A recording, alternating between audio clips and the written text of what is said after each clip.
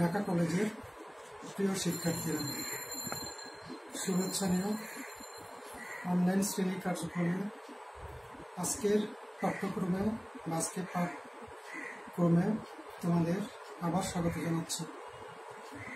তোমরা জানো, দীর্ঘদিন ধরেই মহামারী করোনা সারা বিশ্বে একটা ত্রাস সৃষ্টি করে রেখেছে। এই মহামারী করোনার ভিতরে তোমাদের পাঠ্যক্রম বা তোমাদের পড়াশোনা যাতে ক্ষতিগ্রস্ত না হয়, যে তোমরা পড়াশোনার সাথে কানেক্টেড থাকতে পারো, সেই চিন্তা ভাবনা করেই সারা দেশে বাংলাদেশ সরকার শিক্ষা মন্ত্রণালয় এর আদেশক্রমে প্রতিটা শিক্ষা প্রতিষ্ঠানে তার শ্রেণী কার্যক্রম অনলাইন ভিত্তিক বা দূরশিক্ষণের মাধ্যমে পরিচালনা করে আসছে, যেটার পথ প্রদর্শক বা অগ্রগতি ছিল ঢাকা কলেজের সুযোগ অধ্যক্ষ প্রফেসর নিহাল আহমেদ স্যার। তারই দিক নির্দেশনায় আমরা বিগত কয়েক মাস ধরে ঢাকা কলেজের শ্রেণী কার্যক্রম অনলাইনের মাধ্যমে পরিচালনা করে আসছি।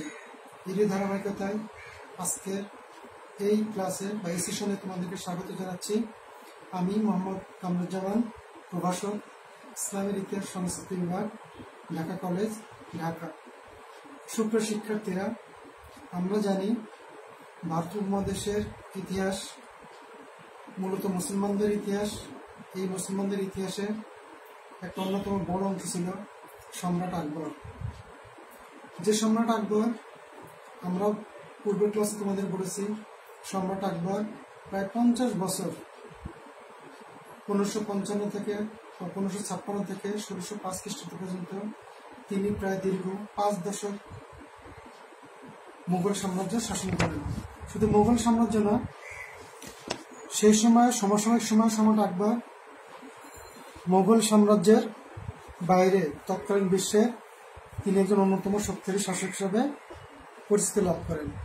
কি কারণে তিনি তার এই দীর্ঘ 5 দশক ধরে শাসন কার্য করেছিলেন, সেটার পিছনে ঐতিহাসিকরা বলেছেন যে তার বৈজ্ঞানিক পদ্ধতির যে একটা সামরিক সংগঠন ছিল, সেই সংগঠনের ভিত্তিতেই তিনি তার এই দীর্ঘদিন শাসন কার্য পরিচালনা করতে পেরেছিলেন। প্রিয় শিক্ষার্থীরা, কোন রাষ্ট্র বা দেশ বা সাম্রাজ্যের স্থায়িত্ব তার সামরিক বাহিনীর দক্ষতার উপর অনেকাংশে নির্ভর করে। যে নির্ভরশীলতাটা আমরা দেখেছি, যে সাম্রাজ্যের সামরিক বাহিনী যত সংগঠিত, সুশৃঙ্খল ও সুনিয়ন্ত্রিত হয়, সে সাম্রাজ্যে তত বেশি দিন স্থায়ী থাকে, টিকে থাকে। ভারতীয় মুঘল সাম্রাজ্যের একটি সুগঠিত সেনাবাহিনী দ্বারা টিকে ছিল, একথা আমরা অনুসারে বলতেই পারি। সম্রাট আকবর তার শাসনকালে 1556 থেকে 1605 খ্রিস্টাব্দ পর্যন্ত শাসন পরিচালনা করেছিলেন এই সুশৃঙ্খল, সুনিয়ন্ত্রিত এবং বৈজ্ঞানিক পদ্ধতির প্রতিষ্ঠিত একটি সেনাবাহিনীর দ্বারা। যে সেনাবাহিনীটা বা যে সংগঠনটাকে ঐতিহাসিকরা মঞ্চদ্বারী প্রথা নামে বলেছেন। আমরা আজকে এই মঞ্চদ্বারী প্রথার প্রেক্ষাপট, মঞ্চদ্বারী প্রথা কি, মঞ্চদ্বারী প্রথার বিভিন্ন কার্যক্রম, আমরা এগুলো নিয়ে আলোচনা করার প্রয়াস রাখব। মুঘল সাম্রাজ্যের সম্রাট আকবর প্রায় 5 দশক ব্যাপী সাম্রাজ্য শাসন পরিচালনা করেছিলেন এবং তিনি বিভিন্ন রাজ্য জয় করে মুঘল সাম্রাজ্যের সীমানা বৃদ্ধি, সাম্রাজ্যের শান্তি শৃঙ্খলা স্থাপন, বিদ্রোহী দমন প্রভৃতি বিষয়ে সফলতার সাথে মূলত তার সামরিক বাহিনীর ব্যবস্থাপনার উপরে। 1578 খ্রিস্টাব্দে তিনি বৈজ্ঞানিক পদ্ধতির সম্মিলিত যে মঞ্চদের পদ্ধতি প্রচলন করেন, তার উপরেই গড়ে উঠেছিল মুঘল সামরিক বাহিনী। প্রিয় শিক্ষার্থীরা, আমরা আগেই বলেছি যে সম্রাট বাবর মুঘল সাম্রাজ্যের প্রতিষ্ঠাতা এবং তার পরবর্তী শাসক সম্রাট হুমায়ুন। সম্রাট বাবর মাত্র 4 বছর মুঘল সাম্রাজ্য শাসন করার সুযোগ পেয়েছিলেন। 1526-এ পানিপথের প্রথম যুদ্ধে ইব্রাহিম লোদিকে পরাজিত করে সম্রাট বাবর ভারতে মুঘল সাম্রাজ্য প্রতিষ্ঠা করেছিলেন এবং তারপরে তার পুত্র হুমায়ুন, যার সাম্রাজ্য কেটেছে তার উত্থান পতনের মধ্য দিয়ে, তিনি 1530 থেকে 1555 এর ভিতরে শের শাসক দীর্ঘদিন শাসন করেছে। সম্রাট হুমায়ুন এবং সম্রাট বাবর দুজনেই সময় স্বল্পতা, সুযোগ বা যে কোনো কারণেই মুঘল সাম্রাজ্যের যে স্থায়ী কাঠামো, যে ভিত্তি, সেটা এবং সামরিক বেসামরিক কোন বিভাগেই তারা দুজন কোনো সংস্কার করে যেতে পারেননি। সম্রাট বাবর কেবল রাজ্য প্রতিষ্ঠা করেছিলেন, হুমায়ুন তার উপরে অল্প কিছুকাল রাজত্ব করে তিনি প্রেক্ষাপট থেকে বিদায় নিয়েছিলেন। সুতরাং তৃতীয় শাসক সম্রাট আকবর, যাকে আমরা জানি জালালউদ্দিন মোহাম্মদ আকবর, তার উপরে কিন্তু মুঘল সাম্রাজ্যের স্থায়িত্ব অনেকাংশে নির্ভর করেছিল এবং সম্রাট আকবর সেই কাজটি সুচারুরূপে পরিচালনা করতে সক্ষম হয়েছিলেন তার এই বৈজ্ঞানিক পদ্ধতির সামরিক বাহিনীর উপরেই। সম্রাট আকবর বুঝেছিলেন যে শক্তিশালী ও সুগঠিত দক্ষ সেনাবাহিনী ব্যতীত সেই সময় অর্থাৎ মধ্যযুগে রাজ্য জয় করা, রাজ্য শাসন করা কঠিন ছিল। এই প্রেক্ষাপটে তিনি তার সুচিন্তিতভাবে যে প্রথাটা চালু করেছিলেন সেই প্রথাটাকে আমরা মঞ্চবধারী প্রথা বলছি। সুপ্রিয় শিক্ষার্থীরা, আমরা আজকে এই মঞ্চবধারী প্রথার উপরেই আমাদের আলোচনার প্রয়াস রাখি। সুপ্রিয় শিক্ষার্থীরা, আমরা মধ্যযুগের আলোচনা করছি। মধ্যযুগটা ছিল মূলত সামরিক দক্ষতার উপর নির্ভরশীল যুগ। সেই যুগে যে সেনাবাহিনী যত শক্তিশালী ছিল তার রাজ্য ততদিন টিকে ছিল। সুপ্রিয় শিক্ষার্থীরা, আমরা মঞ্চবধারী প্রথার প্রেক্ষাপটটা আমরা একটু আলোচনা করব। সুপ্রিয় শিক্ষার্থীরা, সম্রাট আকবর কোন প্রেক্ষাপটে তার নতুন একটি পদ্ধতি আবিষ্কার করেছিলেন আমরা সে সম্পর্কে একটু আলোচনার প্রয়াস রাখি। আমরা আগেই বলেছি মুঘল সাম্রাজ্যের প্রতিষ্ঠাতা সম্রাট বাবর ও পরবর্তী সম্রাট হুমায়ুন, ওনারা সামরিক বেসামরিক কোনো ক্ষেত্রে তেমন কোনো উন্নতি বা সমস্যা সাধন করে যেতে পারেননি। সম্রাট আকবর প্রশাসনের সর্বক্ষেত্রে আমূল পরিবর্তন করেন, কেননা আমূল পরিবর্তন না করলে একটা প্রশাসনের দীর্ঘদিন কোনো একটা সিস্টেম চালু থাকলে সেখানে একটা দুর্নীতি বা স্বজনপ্রীতির একটা আমরা লক্ষ্য করি। তো সাধন করে সম্রাট সেনাবাহিনী অধিকতর বৈজ্ঞানিক পদ্ধতি গড়ে তুলতে চেষ্টা ছিলেন। সামরিক বাহিনীতে নিয়মানুবর্তিতা, শৃঙ্খলা প্রতিষ্ঠা এবং সামরিক ও বেসামরিক প্রশাসনের অব্যবস্থা দূর করার লক্ষ্যে সম্রাট আকবর 1571 খ্রিস্টাব্দে শাহবাজ খান, বিখ্যাত একজন তার সেনাপতি, সেই শাহবাজ খানকে মীর বক্সি 1571 খ্রিস্টাব্দে শাহবাজ খানকে মীর বক্সি নিয়োগ করে সম্রাট আকবর নিজেই একটি পরিকল্পনা গ্রহণ করেন। তার এই পরিকল্পনাটাই ঐতিহাসিকদের কাছে মঞ্চবধারী প্রথা নামে পরিচিত। সুপ্রিয় শিক্ষার্থীরা, মঞ্চবধারী প্রথা সম্রাট আকবর এর পূর্বে মুঘল সাম্রাজ্যে বা আমরা ভারতের সুলতানি আমলে সেনাবাহিনীটা মূলত জাগির প্রথার উপরে নির্ভরশীল ছিল। আমরা জানি যে জাগির হচ্ছে কোন একটা নির্দিষ্ট এলাকার সেনাবাহিনীর তত্ত্বাবধানে একজন থাকতেন এবং তাকে সম্রাটের খাস জমি বা রাষ্ট্রের খাস জমি দেওয়া হতো।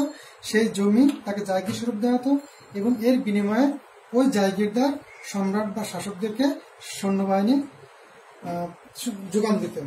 সম্রাট আকবর এই জাগির প্রথার বিকল্প ব্যবস্থা হিসাবে এই প্রথা প্রবর্তন করেন, অর্থাৎ মঞ্চবধারী প্রথা প্রবর্তন করেন। উপরন্তু মোগল বাহিনীর সবচেয়ে গুরুত্বপূর্ণ যে শাখা তৎকালীন অর্থাৎ মধ্যযুগে সবচেয়ে গুরুত্বপূর্ণ ছিল ঘোড়া বা অশ্বারোহী বাহিনী।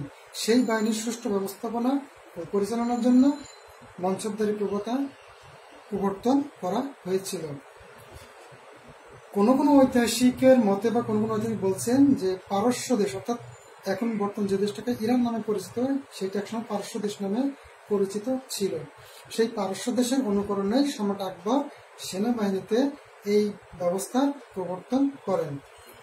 ঈশ্বরী প্রসাদ বলেন, আকবরের সমগ্র সামরিক সংগঠনই এই মঞ্চবধারী প্রথার উপরে প্রতিষ্ঠিত ছিল। প্রত্যেক মঞ্চবধারকে যুদ্ধের সময় তার পদমর্যাদা অনুযায়ী সৈন্য সরবরাহ করতে হতো। সেখানে এই সৈন্য শুধু ঘোড়াই ছিল না, সেখানে হাতি ছিল, তারপরে বিভিন্ন সৈন্য ছিল এবং বিভিন্ন যুদ্ধাস্ত্র মঞ্চবধারদেরকে সরবরাহ করতে হতো। সুপ্রিয় শিক্ষার্থীরা, আমরা এখন দেখি যে এই মঞ্চবধারী প্রথা, যে প্রথার কথা আমরা বলছি, এই প্রথা আসলে কি, মঞ্চবধারী প্রথার পরিচয়টা কি। আমরা জানি যে মনসব শব্দের অর্থ হচ্ছে পদমর্যাদা, আমরা বলতে পারি র্যাঙ্ক, তারপর হচ্ছে পদমর্যাদা আছে, সম্মান আছে, যেটা আমরা ডিগনিটি বলতে পারি, অফিস বলতে পারি। এবং এই পদবি যাকে দেওয়া হতো তাদেরকে মনসবদার বলা হতো। মনসবদার বলা হতো। মনসব ছিল সেনানায়কের একটি মর্যাদাপূর্ণ পদবি। এই মর্যাদা কেবল সামরিক বাহিনীর অফিসারদের জন্যই একচেটে ছিল না, এটি সামরিক ও বেসামরিক উভয় শ্রেণীর অফিসারদের জন্য ছিল একটি শাহী পদবি। সুপ্রিয় শিক্ষার্থীরা, আমরা বলছি এটা একটা শাহী পদবি ছিল। তোমরা জানো, এখনো জানো যে আমাদের সেনাবাহিনী বিভিন্ন স্তর বিন্যাস আছে, সামরিক বেসামরিক বিভিন্ন পদ আছে, আমাদের দেশে বিভিন্ন পদ আছে। সেই পদগুলোতে আমরা বিভিন্ন ইয়ে করে রাখি। যেমন আমাদের সর্বোচ্চ জেনারেল, তারপর লেফটেন্যান্ট জেনারেল, মেজর জেনারেল, সর্বনিম্ন আছে সৈনিক, লেফটেন্যান্ট কর্নেল, কর্নেল লেফটেন্যান্ট, এই বিষয়গুলো সেই সময় ছিল। তো এখানে বলা হচ্ছে যে এখানে কিন্তু সম্রাট আকবরের এই মনসবদার কথাটা সামরিক বেসামরিক উভয় শ্রেণীর জন্য ছিল একটি শাহী পদবি। যাকে পদবি দেওয়া হতো তাকে মনসবদার, এবং এই পদ্ধতিকেই মনসবদারের কথা বলা হতো। অবশ্য মনসবদার পদবি অভিজাত সম্প্রদায়ের জন্যই কিছুটা সংরক্ষিত ছিল বা সীমাবদ্ধ ছিল। সুপ্রিয় শিক্ষার্থীরা, আমরা এখন দেখি যে এই যে মনসবদার, আমাদের এতক্ষণে মনসবদারি প্রথাটা কি ছিল সেটা আমরা বুঝতে পারলাম। এখন আমরা দেখি যে মনসবদার প্রথা আসলে এরকম অনেকগুলো শ্রেণী বিভাগ ছিল। তো প্রকারভেদ, আমরা মনসবদারি প্রকারভেদটা একটু দেখে আসি। মনসবদারি প্রকার ছিল যে আমরা জানি সম্রাট আকবরের নবরত্ন সময়ের একজন ছিল আবুল ফজল। আবুল ফজল ছিল সম্রাট আকবরের একজন ব্যক্তিগত লেখক। তিনি তার বিখ্যাত আকবরনামা এবং আইন আকবরী দুইটা বিখ্যাত গ্রন্থ লিখে গেছেন, যে গ্রন্থেতে সম্রাট আকবরের শাসনকালের একটা চিত্র পাওয়া যায়। সেই আবুল ফজল বলছেন যে কোনো কোনো ক্ষেত্রে 66 ধরনের মনসবদার ছিল, কিন্তু আদতে আসলে 18 ধরনের মনসব কার্যকরী ছিল। সুপ্রিয় শিক্ষার্থীরা, খেয়াল করে শোনো, 66 প্রকার মনসবের কথা আবুল ফজল বলছেন, কিন্তু আসলে কার্যকর ছিল 33 রকমের মনসবদারি প্রথা। এবং এই মনসবদার একজন ব্যক্তি, একজন মনসবদার সর্বোচ্চ পর্যায়ে 10,000 সৈন্য রাখতে পারত, এবং সর্বনিম্ন যে মনসবদার ছিল সে 10 জন সৈন্য রাখতে পারত। আরেকজন ঐতিহাসিক আরবিন, তিনি বলেন যে আসলে সম্রাট আকবরের 27 ধরনের মনসব প্রথা চালু ছিল। উনিও বলছেন যে সর্বোচ্চ 10,000 সৈন্যের একজন মনসবদার নিয়োগ করতেন, আর একজন ছিল সর্বনিম্ন হচ্ছে 20 জন। এখানে আবুল ফজল আর আরবিনের পার্থক্য আছে সর্বনিম্ন। একজন বলছে 10 জন, একজন বলছে 20 জন সৈন্য একজন মনসবদারের অধীনে থাকতে পারত। সুপ্রিয় শিক্ষার্থীরা, এই গেল হচ্ছে মনসবদারদের প্রকারভেদ। এখন আমরা জানি যে মনসবদার সম্রাট আকবরের রাজত্বের প্রথম দিকে সাধারণ মনসবদার 10 জন হতে 5,000 অশ্বরের সৈন্য রাখতে পারত। খেয়াল করে শোনো, সাধারণ মনসবদার 10 জন অশ্বরের সৈন্য থেকে 5,000 অশ্বরের সৈন্য রাখতে পারত, কিন্তু 7,000 থেকে 10,000 সৈন্যের মনসব সাধারণত রাজ পরিবারের লোকদের মধ্যে সংরক্ষিত থাকত। তবে ব্যতিক্রম হিসেবে রাজা মানসিংহ, রাজা টোডরমল, কবুলিস খানের নাম উল্লেখ করা যায়। তারা কিন্তু রাজ পরিবারের বা শাহী পরিবারের বাইরে ছিলেন। কিন্তু আমরা পূর্বের ক্লাসে যে রাজপুত নীতি পড়েছিলাম, সেই রাজপুত নীতির একটা ফল ছিল এই টোডরমল, তারপরে মানসিংহ। তো তাদেরকে 7,000 বা 7,000-এর বেশি মনসব দ্বারা বিশেষভাবে সম্মানিত করা হয়েছিল। 7,000 থেকে 50,000 বা তারও বেশি সৈন্যের মনসবদার সাধারণত রাজকুমারগণ হতেন। সুপ্রিয় শিক্ষার্থীরা, আমরা তখন দেখলাম যে মনসবদারদের প্রকারভেদটা কিরকম ছিল। এখন আমরা দেখব যে মনসবদারদের শ্রেণী বিভাগটা কি ছিল। এখানে একটু খেয়াল করে শোনো, পদবীর দিক থেকে আবার মনসবদারদের 3টি শ্রেণী বিভাগ ছিল। পদমর্যাদার দিক থেকে বা পদবীর দিক থেকে মনসবদারদের আবার 3টি শ্রেণী ছিল।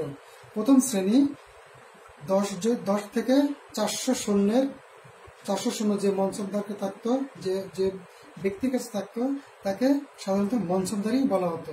10 থেকে 400 সৈন্য।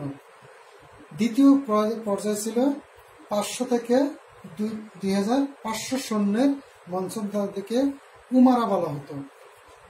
500 থেকে 2,500 সৈন্যের মনসবদারকে উমারা বলা হতো। 3,000-এর ঊর্ধ্বে যে মনসবদার সৈন্য রাখতেন তাকে উমারাই আজম বলা হতো। সুপ্রিয় শিক্ষার্থীরা, আমরা দেখলাম পদবীর দিক থেকে মঞ্চমদারদের 3টি শ্রেণী বিভাগ। এখন আমরা দেখব যে মঞ্চমদারদের নিয়োগ এটা কিভাবে হতো। প্রিয় শিক্ষার্থীরা, আমরা আগেই বলেছি সামরিক ও বেসামরিক এবং উচ্চ পদস্থ কর্মকর্তাদের মঞ্চমদার নিযুক্ত করা হতো। এই পদটা ছিল ব্যক্তিগত, আমরা বলছি এই পদটা ছিল ব্যক্তিগত, বংশীয় নয়। মঞ্চমদারদের নিয়োগ, তাদের পদোন্নতি, তাদের পদচ্যুতি, একটু ভালো করে খেয়াল করে শোনো। মঞ্চমদারদের নিয়োগ, তাদের পদোন্নতি, তাদের পদচ্যুতি সম্পূর্ণটা একদম সম্রাটের একান্ত ইচ্ছার উপরে নির্ভরশীল। একজন ব্যক্তির সামরিক যোগ্যতা ও দক্ষতার উপর ভিত্তি করে সম্রাট তাকে মঞ্চমদার নিয়োগ করতেন। আরেকটু ভালো করে শোনো, একজন ব্যক্তির সামরিক যোগ্যতা ও দক্ষতার উপর ভিত্তি করে সম্রাট তাকে নিয়োগ দিতেন। সুপ্রিয় শিক্ষার্থীরা, আমরা জানি যে এই মঞ্চমদারদের নিয়োগ সম্রাটের নিজস্ব ইচ্ছায় পরিচালিত হতো। এখন এই মঞ্চমদারদের যে শ্রেণী বিভাগ করলাম, এর বাইরে মঞ্চমদারদের 2টা জাত ও সাওয়ার বলে 2টা শ্রেণী ছিল। আমরা এখন দেখি যে জাত আর সাওয়ার বলতে আসলে আমরা কি বুঝাই। মর্যাদাগত পার্থক্যের দিক থেকে 5,000 বা এর নিম্ন, খেয়াল করে শোনো, 5,000 বা এর নিম্ন মর্যাদা মঞ্চমদারদের জাত ও সাওয়ার নামে 2টি শ্রেণীতে বিভক্ত করা যায়।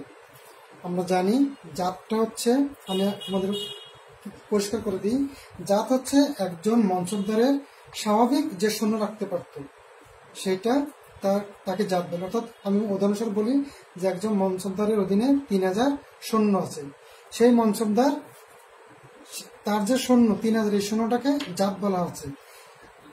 তারপরে সাওয়ার হচ্ছে একজন মঞ্চমদার তার স্বাভাবিক পদমর্যাদার অতিরিক্ত যে পরিমাণ অশ্বারোহী সৈন্য পোষণ করত সেটাকে, অর্থাৎ একজন সাওয়ার হচ্ছে একজন মঞ্চমদারের অতিরিক্ত অশ্বারোহী সৈন্য সংখ্যা, সহজ কথায়। এবং এই অতিরিক্ত সৈন্য রাখার সে যাবতীয় খরচ রাষ্ট্র বা সম্রাট থেকে সে পেত, এটাকে সাওয়ার বলা হচ্ছে। আমি আশা করি তোমরা জাত এবং সাওয়ারের পার্থক্যটা বুঝতে পারছো। এখন এই জাত এবং সাওয়ারের 3টা শ্রেণী ছিল। আমরা দেখি যে মঞ্চমদার 3,000 জাত, অর্থাৎ 3,000 তার স্বাভাবিক সৈন্য এবং 3,000 তার সাওয়ার সৈন্য, তাকে প্রথম শ্রেণীর মঞ্চমদার বলা হচ্ছে। অর্থাৎ এই মঞ্চমদারের জাত এবং সাওয়ার সমান সমান থাকবে, তার যতটা স্বাভাবিক সৈন্য থাকবে তার অতিরিক্ত সৈন্যটা ঠিক সেই পরিমাণ থাকবে। দ্বিতীয় শ্রেণীর যে মঞ্চমদার, তার সাওয়ার হচ্ছে জাতের থেকে অর্ধেক হবে। অর্থাৎ কোন মঞ্চমদার যদি তার কাছে 3,000 স্বাভাবিক সৈন্য থাকে তাহলে তার অধীনে সাওয়ার থাকবে 1,500, অর্থাৎ 1,500। জাত এখানে সাওয়ারের দ্বিগুণ হবে। তৃতীয় শ্রেণীর যে মঞ্চমদার ছিল সেটাকে বলা হচ্ছে তৃতীয় শ্রেণীর মঞ্চমদার, অর্থাৎ একজন মঞ্চমদারের 3,000 স্বাভাবিক সৈন্য আছে এবং তার 1,000 সাওয়ার সৈন্য আছে, তাকে বলা হচ্ছে তৃতীয় শ্রেণীর মঞ্চমদার। এখানে সাওয়ার জাতের অর্ধেকেরও কম হবে, বা অনেক ঐতিহাসিক বলছে যে সাওয়ারটা থাকবেই না। এটাকে তৃতীয় শ্রেণীর মঞ্চমদার বলা হচ্ছে। সুপ্রিয় শিক্ষার্থীরা, আমরা এখন জানি যে কোনো সৈন্যবাহিনী পোষণ করতে গেলে তার তো অবশ্যই বেতন ভাতা দেওয়া লাগে। এখন বেতন ভাতার ক্ষেত্রে এই মঞ্চমদারের সিস্টেমটা কি ছিল? মঞ্চমদারদের বেতন ভাতা ছিল অশ্বারোহী সৈন্যের মঞ্চমদারদের বার্ষিক বেতন ছিল 750 টাকা, আর 7,000 অশ্বারোহী সৈন্যের মঞ্চমদারদের বেতন ছিল 3,50,000 টাকা। উক্ত বেতন ছিল তাদের পদের সাথে সংযুক্ত। এছাড়া তারা অনেক সময় বিভিন্ন উপহার সামগ্রীও পেতেন। সুপ্রিয় শিক্ষার্থীরা, আমরা আগেই বলেছি সম্রাট আকবর জায়গির প্রথার বিকল্প ব্যবস্থা হিসেবে এই মঞ্চ প্রথা প্রচলন করেছিলেন।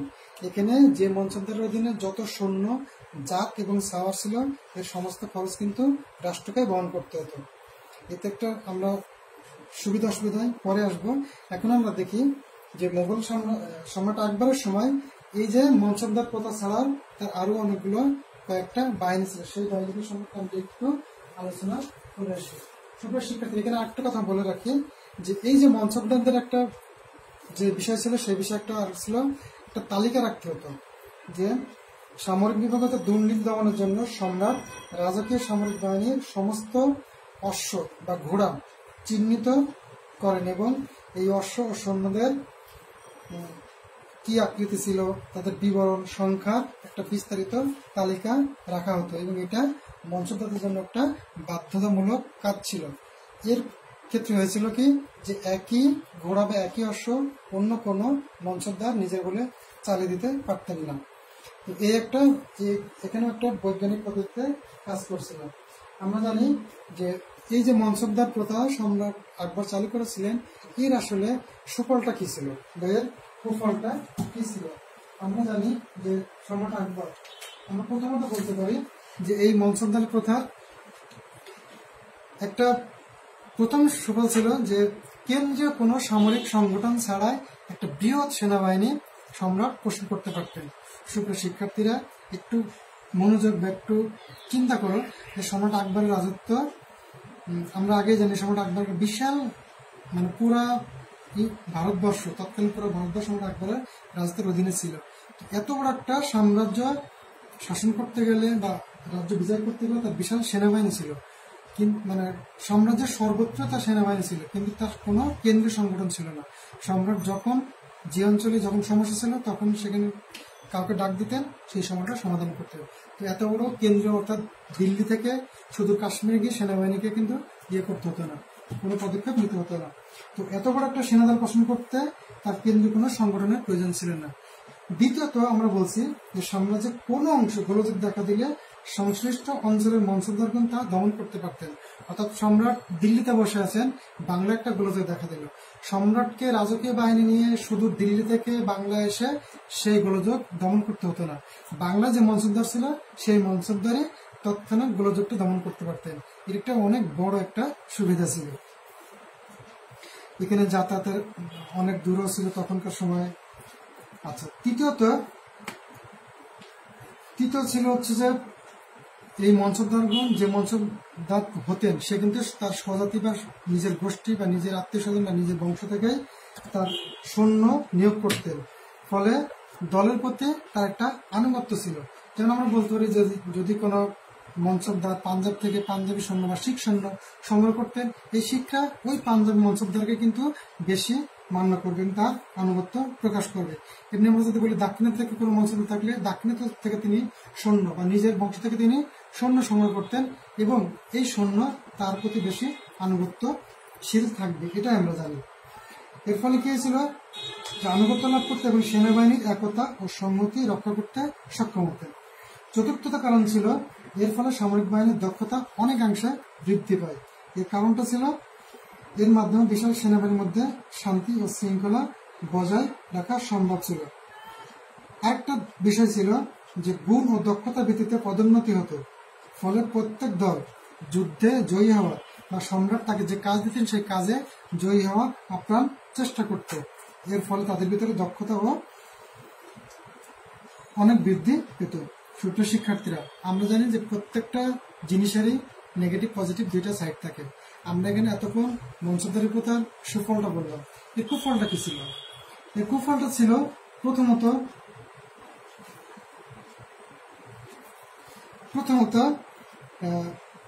মনসবদারি প্রথা ছিল অত্যন্ত ব্যয়বহুল একটা ব্যবস্থা।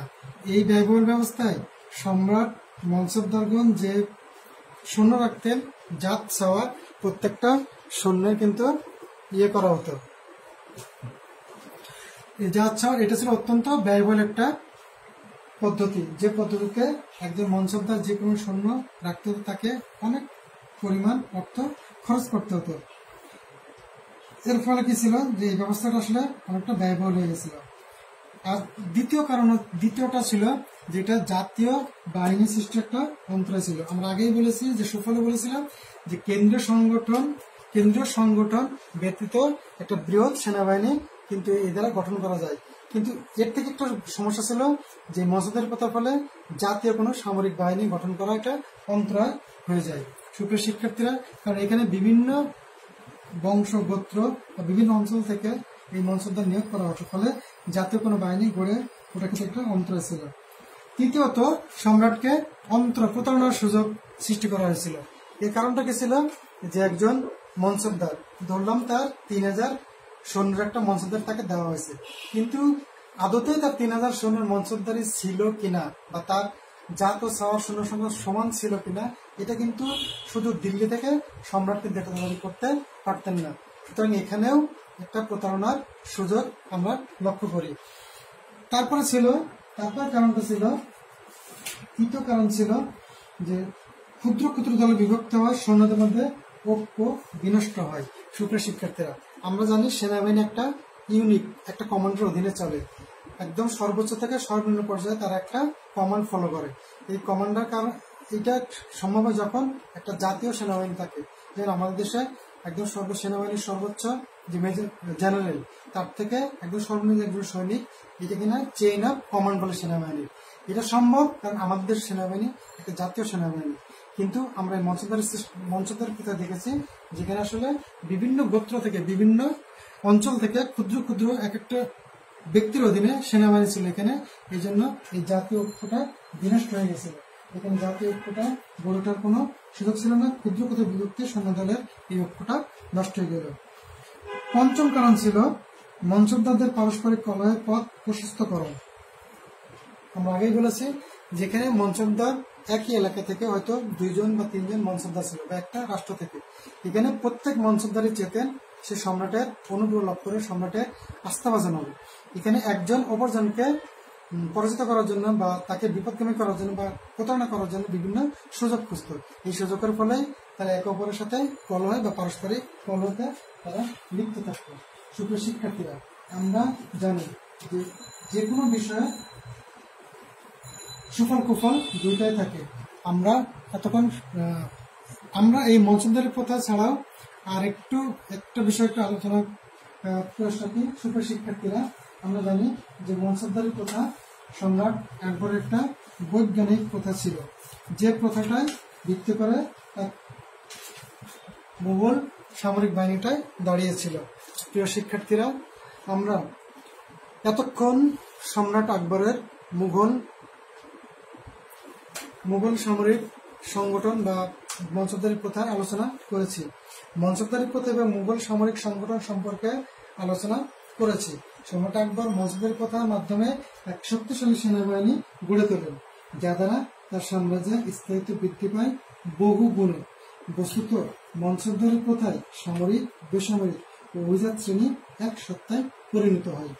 তোমরা আবার খেয়াল করো, মনসবদারি প্রথায় সামরিক, বেসামরিক এবং অভিজাত শ্রেণী এক সত্তায় পরিণত হয়। এই যে একটা সত্তায় পরিণত হওয়ার ফলে এখানে 3টা শ্রেণীর মধ্যে একটা সেতু বন্ধন আমরা লক্ষ্য করতে পারি। সুপ্রিয় শিক্ষার্থীরা, আমরা তখন মনসবদারি প্রথা সম্পর্কে বিশদ আলোচনা করেছি। আমি আশা করি তোমরা এই প্রথা সম্পর্কে সম্যক ধারণা লাভ করতে পেরেছ এবং পরীক্ষায় যদি এরকম প্রশ্ন আসে তাহলে আমি আশা করবো তোমরা তার সঠিক উত্তর দিতে পারবে। মনসবদারি প্রথা সম্রাট আকবরের একটা ইউনিক প্রথা। আমরা বলবো যে ইউনিক প্রথাটাই উনি খুব অল্প কিছু ব্যবস্থার মাধ্যমে বিশাল একটা সেনাবাহিনী উনি পরিচালনা করতে সক্ষম হয়েছিলেন। এই কারণটা ছিল, এই মনসবদারি যে পদ্ধতিটা ছিল, এই পদ্ধতিটা ছিল আসলে বিশাল একটা বৈজ্ঞানিক পদ্ধতি। আর তার এই মনসবদারি প্রথার জন্য তিনি তার মুঘল সাম্রাজ্যের স্থায়িত্ব টিকিয়ে রাখতে পেরেছিলেন এবং মুঘল সাম্রাজ্যের তিনি যে ভিত্তিটা দাঁড় করে গেছিলেন, সেই ভিত্তিটার ভিত্তি করে কিন্তু পরবর্তী মুঘলরা প্রায় 300 বছর ভারতবর্ষ শাসন করেছিলেন। সম্রাট আকবর যদি তার শাসনকালকে এত দীর্ঘায়িত করতে না পারতেন, তিনি যদি সম্রাট বাবরের হুমায়ুনের মতো অল্পকাল শাসন করে মুঘল সাম্রাজ্যের সিংহাসন থেকে বিদায় নিতেন, তাহলে হয়তো আমরা আজকে মুঘল সাম্রাজ্যের ইতিহাস বা মুঘলদের ইতিহাস অন্যভাবে পড়তাম। সুপ্রিয় শিক্ষার্থীরা, আমরা বলতেই পারি যে মুঘল সাম্রাজ্যের স্থায়িত্ব, মুঘল সাম্রাজ্যের গৌরব, মুঘল সাম্রাজ্যের সাফল্য সম্রাট আকবরের সময় সূচিত হয়েছিল এবং সম্রাট আকবরের শাসনকালে মুঘল সাম্রাজ্য যে বিশাল ব্যাপ্তি লাভ করেছিল তার মূল ছিল তার সেনাবাহিনী। আর এই সেনাবাহিনীর যে পদ্ধতি বা যে সংগঠন ছিল সেটার মূল ছিল মনসবদারি প্রথা। সুপ্রিয় শিক্ষার্থীরা, তোমরা ভালো থেকো। আশা করি আমরা তাড়াতাড়ি এই মহামারী করোনা থেকে মুক্ত হবো, আবার ক্লাসরুমে, আবার শ্রেণীকক্ষে, আবার কলেজ ক্যাম্পাসে তোমাদের সদম্য প্রচারণায় ক্যাম্পাস মুখরিত হবে। আমরা এই প্রত্যাশা করে এতক্ষণ আমাদের সাথে থাকার জন্য তোমাদেরকে অসংখ্য ধন্যবাদ জানিয়ে আজকের শ্রেণী কার্যক্রম এখানেই শেষ করছি। ভালো থেকো, সুস্থ থেকো, আল্লাহ হাফেজ।